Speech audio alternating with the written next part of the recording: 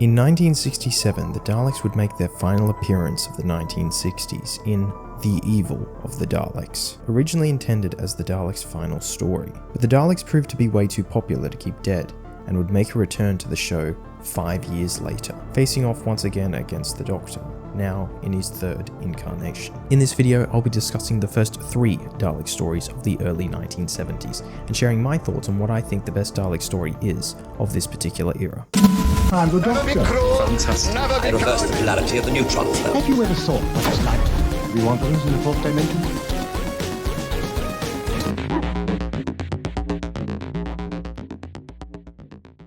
Now, the original concept behind this video was actually going to be me talking about all of the Dalek stories from the 1970s, and discussing ultimately what I think is the best story. But within the time span of like 3 seconds, I soon realized it would be way too easily predictable. And I mean, just from fan reputation alone, even if you hadn't seen the stories, you would be easily able to tell that Genesis of the Daleks would come out as the top dog. So I thought, I kind of still want to talk about the 70s Dalek stories.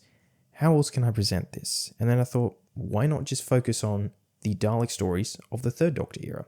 And here we are today. And plus, I'll use almost any excuse to talk about the Pertwee era because, like, I find the Third Doctor era to be almost like comfort Doctor Who to me. And a little later in the video, we'll see what you had to say. I put some polls up on YouTube asking you to provide your feedback on what story you think is the best. So stay tuned for that. But let's kick off with the first entry on this list. The Daleks would return to our screens in 1972 in the season 9 opener, Day of the Daleks, written by Louis Marks and directed by Paul Bernard. Unit is called when a British diplomat who is organising a peace conference is attacked by a man who mysteriously vanishes into thin air. The Doctor and Joe decide to investigate, spending the night where the diplomat was attacked, only to discover that humans from the 22nd century have travelled back in time with the plans to kill the diplomat in the hopes of preventing the Daleks from enslaving all humanity and ruling Earth. This is the Daleks' first ever story in colour, and it's one of very few classic Doctor Who stories that deals with time travel and the repercussions with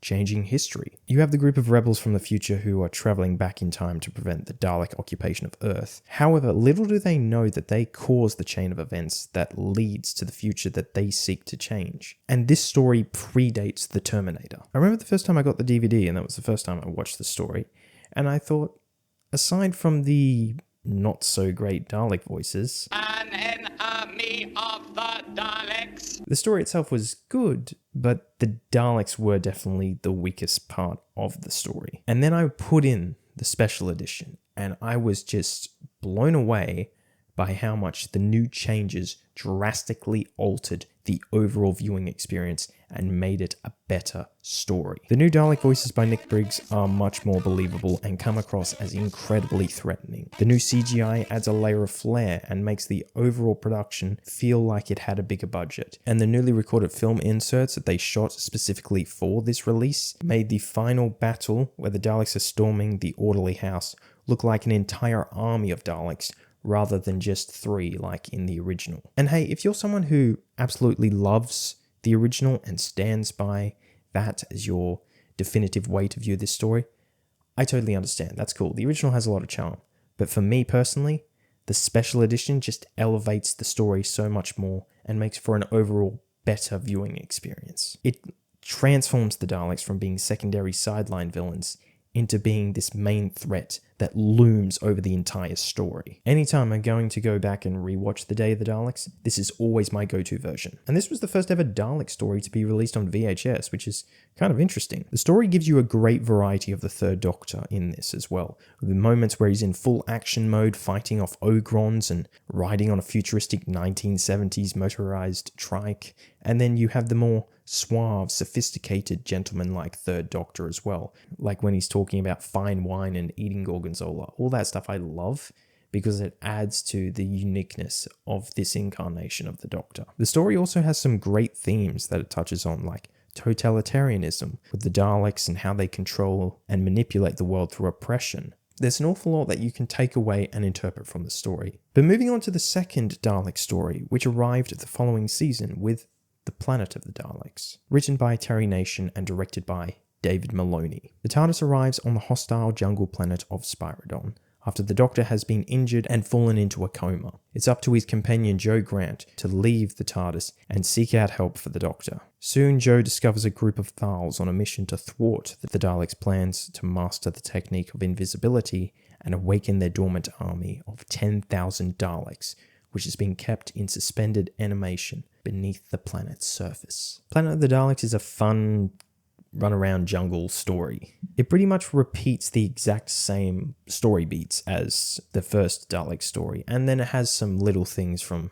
other 60s Dalek stories sprinkled over top. So it does kind of feel like it's an amalgamation of Dalek stories that we've already seen from the past, all blended up together. The Doctor and Joe are separated for a good chunk of the story, so we get to see more of Joe on her own, being more independent, and the story does a great job with showcasing Joe as a much more stronger leading character in this. But the whole thing with the Daleks using invisibility is something that, unfortunately, the story doesn't take full advantage of. I mean, beyond the cliffhanger for episode 1, it's not really something that comes up again. It would have been great to see, or I guess we wouldn't see because the Daleks would be invisible, but just imagine if we saw invisible Daleks like gunning down Thals in the jungle. That would have been so cool to see. It's a shame that they didn't have that. We do have, however, the Supreme Dalek in this, and you totally get the sense that this guy is like the foreman of Dalek operations, and only shows up when, things really hit the fan. Well, boys, how have you been coming along? You seem to be a few days behind schedule. Yes, boss, we have had some slight setbacks.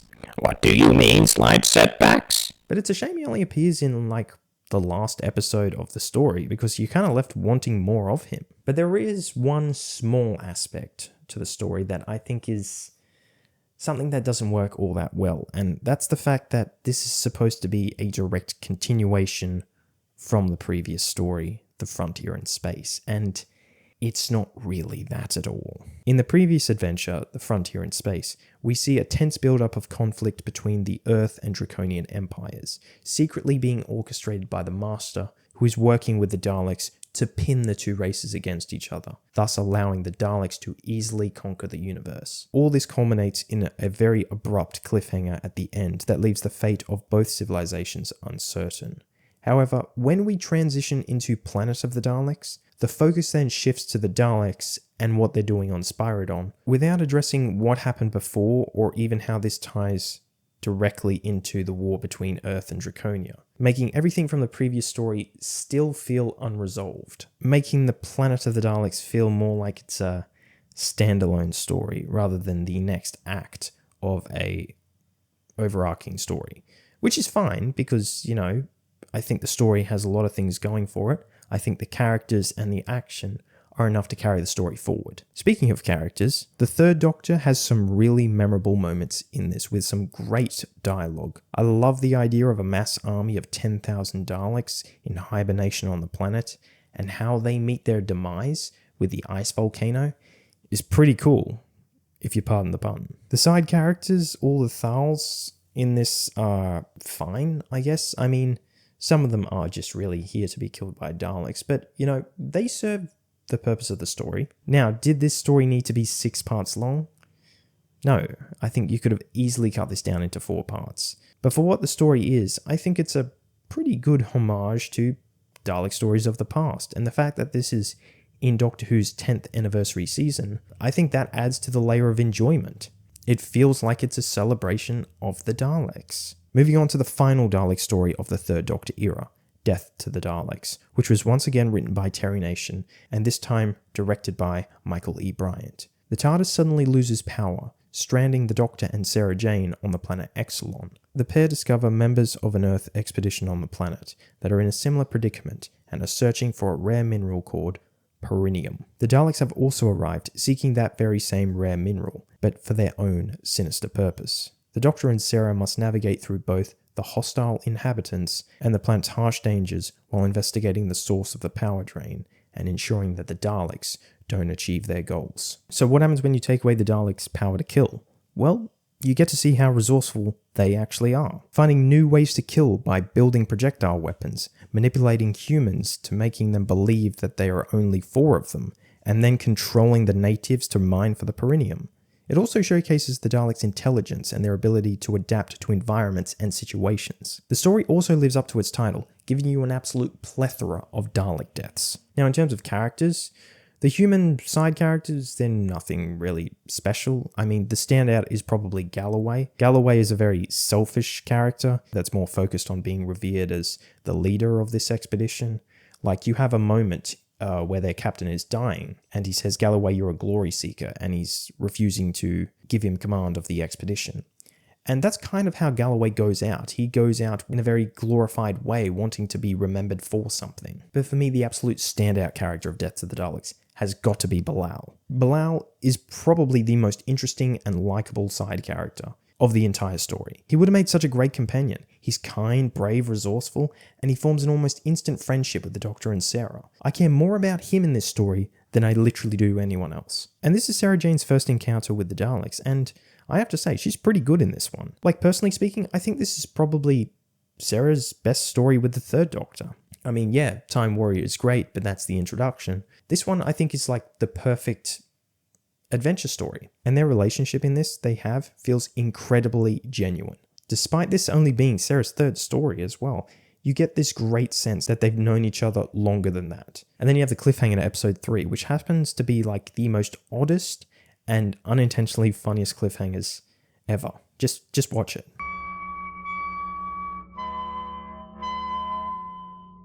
Stop, don't move. And yes, I know that, the reason why the cliffhanger is placed here is because the episode ran over time.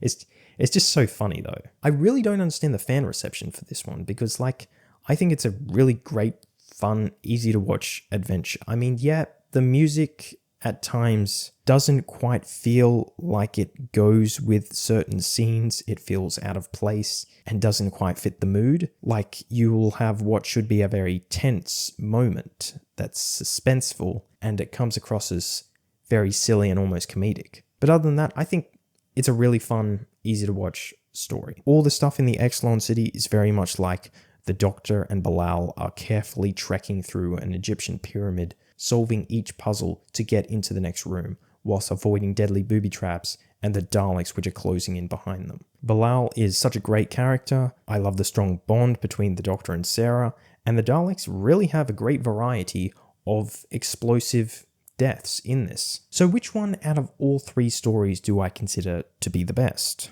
Well, I think every one of these stories have their own unique merits about them, which I really love, and makes them all different.